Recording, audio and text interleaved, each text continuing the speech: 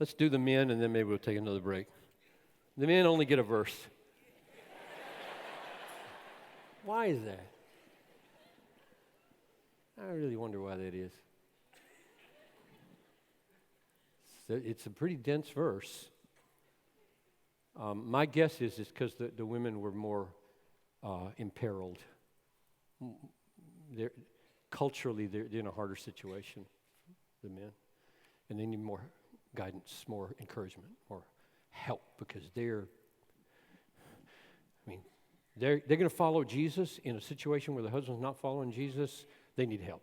But what does that mean? Maybe. But anyway, here's husbands, likewise. That's an important word. It's the same thing we saw back with the masters in Ephesians 6, where it says, masters, do the same. Do the same. So here's likewise. So wait a minute. She's submitting to me. Now, likewise. What does that mean? Likewise, husbands, live with your wives in an understanding way. Literally, it's according to knowledge. We'll come back to that. That's the first thing. So that's number one. Live or dwell with your wives according to knowledge. Number two, showing honor to the woman as the weaker vessel. So honor as weaker vessel. May offend you, but we'll see if it should offend you. Since, 3, they are heirs with you of the grace of life. And then motive, so that your prayers may not be hindered. So let's take those one at a time. Live together with your wife according to knowledge. Knowledge of what? Understanding of what?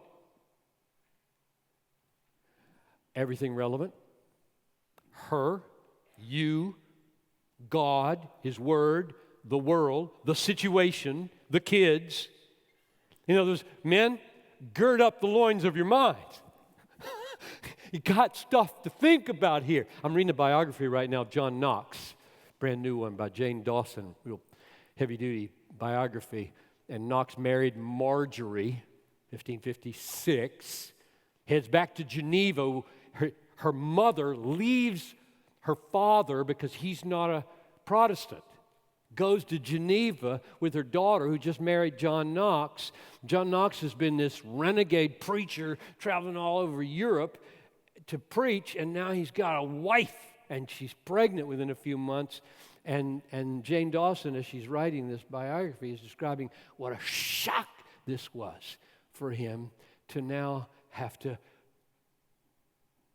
think about a woman in his house. That she might have needs, she might have expectations. This is different.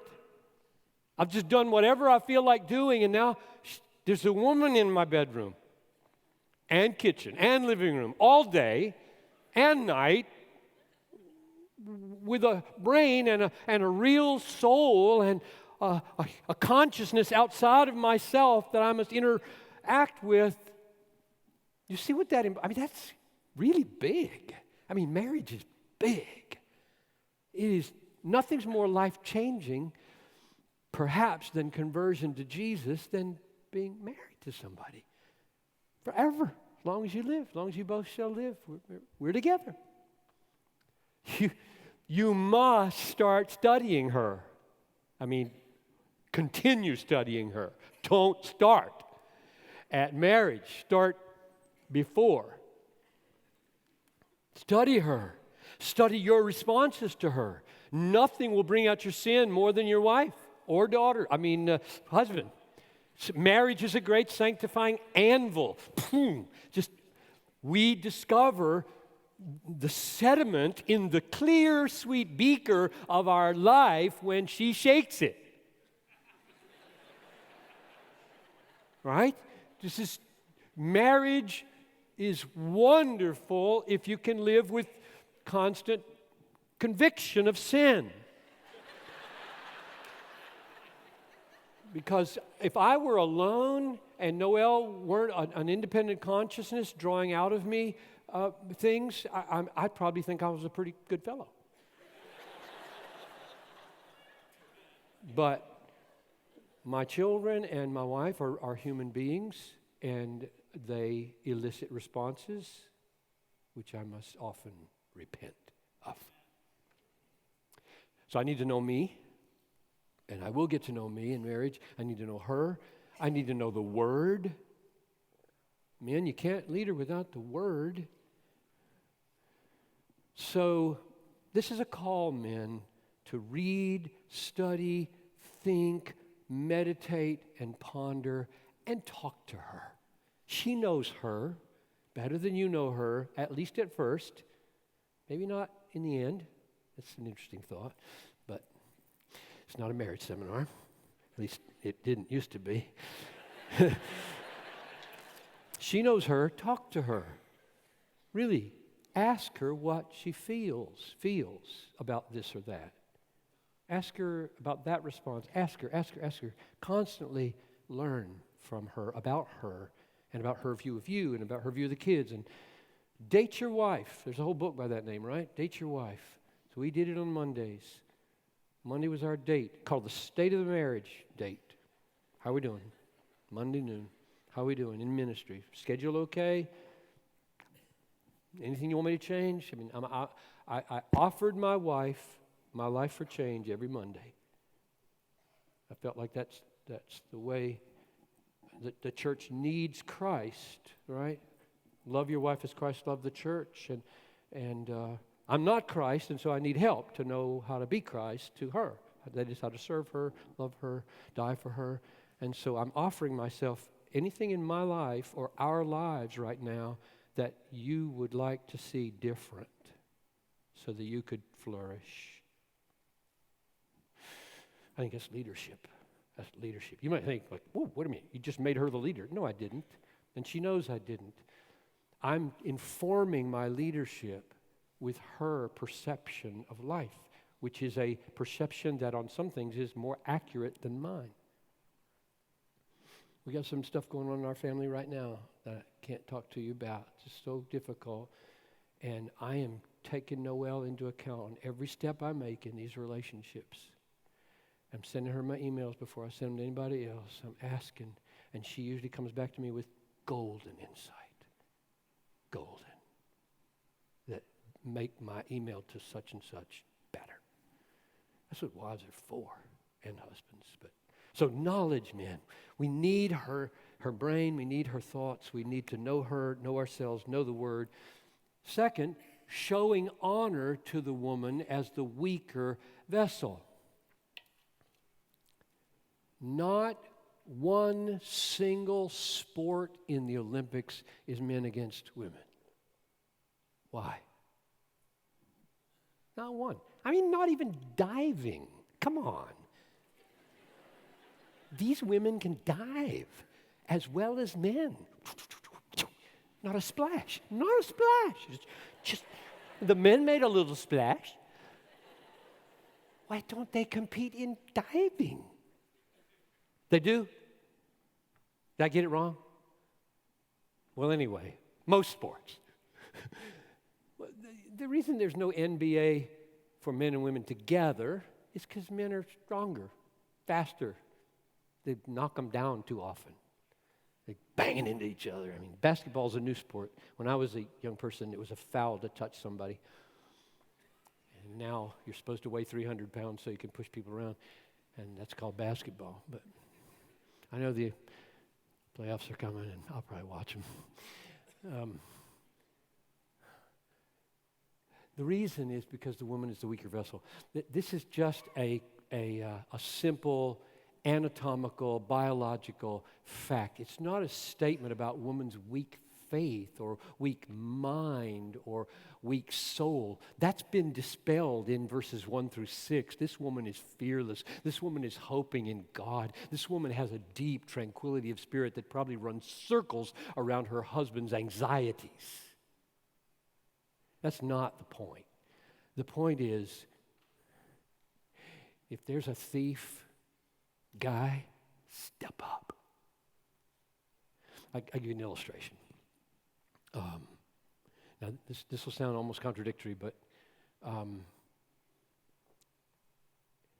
if a guy, I gave this illustration to the students at Bethel. They didn't, in those days, back in the 70s, my views were obscene to a lot of people, these views that I'm giving you here, of complementarity. But I was giving them the students, what about this, what about this? And the women, what about this? And I say, look, if a guy invites a woman to go to McDonald's over there across the highway, and you're walking and it's dusk, and you're walking together, and he happens to learn from her that she has got a black belt in karate. And he's never even fought anybody. And a guy jumps out from behind a bush with a knife to threaten them. I say to the guys, I don't care what kind of training she has to disarm him, you step out first. That's what it means to be a man. I don't give a rip about competencies here. You step up, get her behind you, and say to that jerk, over my dead body, will you touch her? That's man talking. That is what men are supposed to do. So, he tries to wrestle with a guy. He gets cut on the ground, and she disarms the guy, levels him out flat. Okay. That's just fine with me.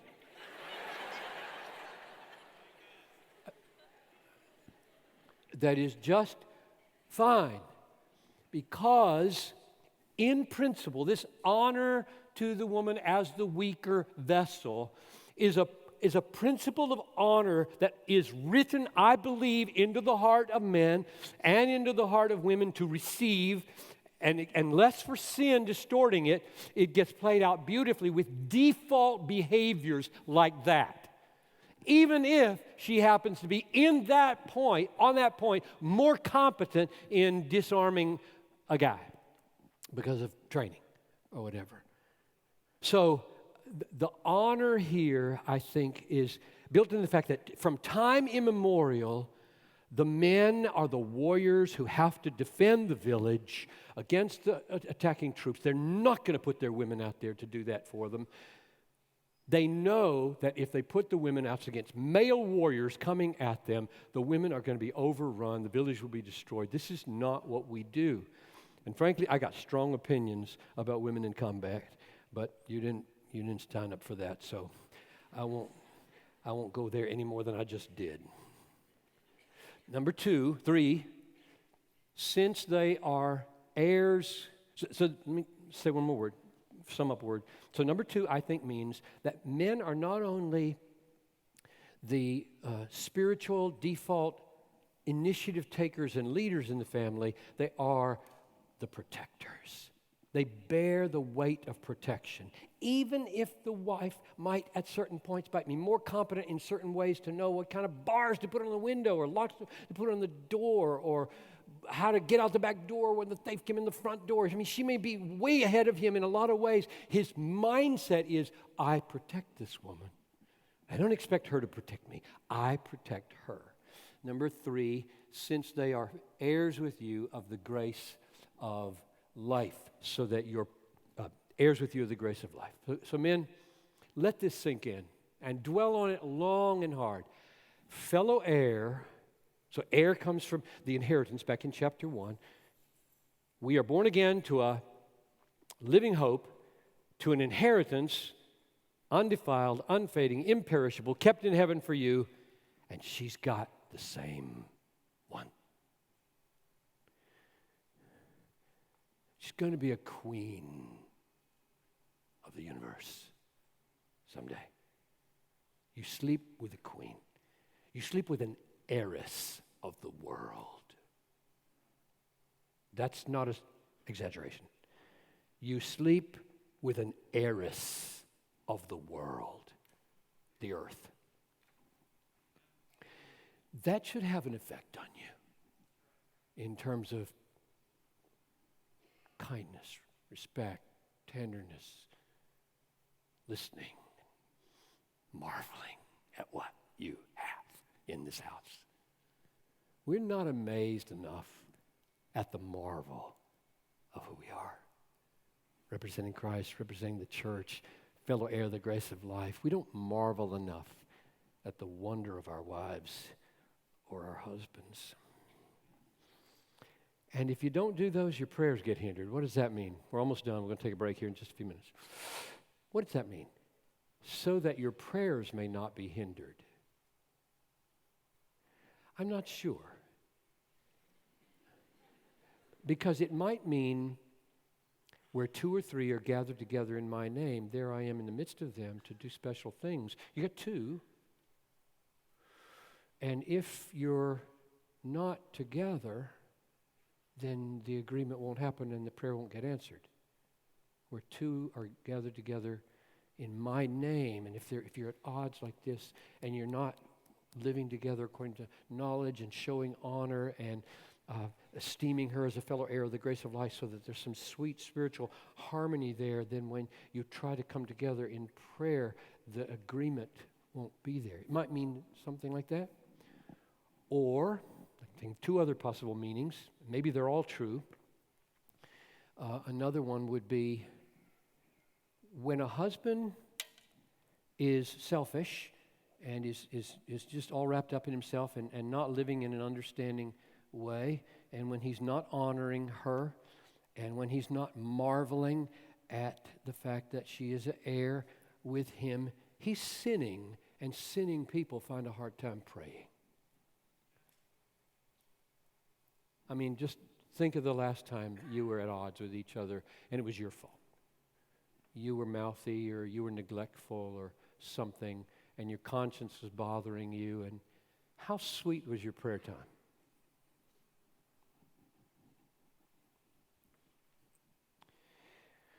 Or finally, it might mean that it's almost the same as number 1, I suppose, but this is the one that's most immediately relevant to my 46 years. It might mean you can't pray together. Kneel down together. Pray freely together because there's such tension between you. And let me encourage you here to do what we've tried to do. I think that a husband and wife should pray together daily, besides praying with the kids at meal times or devotion times. Now, I don't want to make anybody feel terrible. Just if you think this is a good idea, start doing it. I mean, at night before you go to bed or some other time during the day, it's just the 2 of you, and you commit your life, your kids, your finances, your home, your health, everything. You're just daily saying, we're here for you. We submit to you. Our marriage is for you, and pray. And if there's lots of things to pray about, pray longer, but you don't have to pray long, but together. And one of the reasons I suggest that, besides the fact that God will act for you and do wonderful things, is because it is a wonderful barometer of the marriage. So, we have for years and years and years knelt beside our bed before we go to bed, and as the leader, I kneel first to invite her to kneel. And there have been times when we can scarcely talk to each other. Haven't had sex for 3 or 4 weeks. It's bad. And I kneel. My wife is submissive. She kneels. We can't talk. Now, you could view that as pure hypocrisy, right? How can you come before the throne? First go get your matter settled and then come and offer your gift. We've tried. 33 months in counseling. How long do you have to try before you start praying again? No. We won't go there. We will get down on our knees, and John Piper, the leader, will say one word. Help. Amen. And we'll get into bed and put our backs to each other. And I'm glad, because we're through those times. We're through. Why are we through? Probably in one reason because we did that. That was pure obedience to my God. I didn't want to do that. I didn't want to talk to her. I didn't want to look vulnerable. I didn't want to admit I was wrong, or she didn't want to admit she was wrong. So we're on our knees. And I say, men, women, do this because it'll be a barometer of how it's going. And it was a barometer. It's going bad. But there'll be times I can remember, I just didn't want to say anything. I'm just kneeling there. And I said, you're the leader. You've taught everybody in the world that you're supposed to lead. Do it. And all I could do was say, God, help us. We need your help. Amen. That's leadership. Crummy, lousy, no good, inadequate leadership, but real necessary at that moment leadership.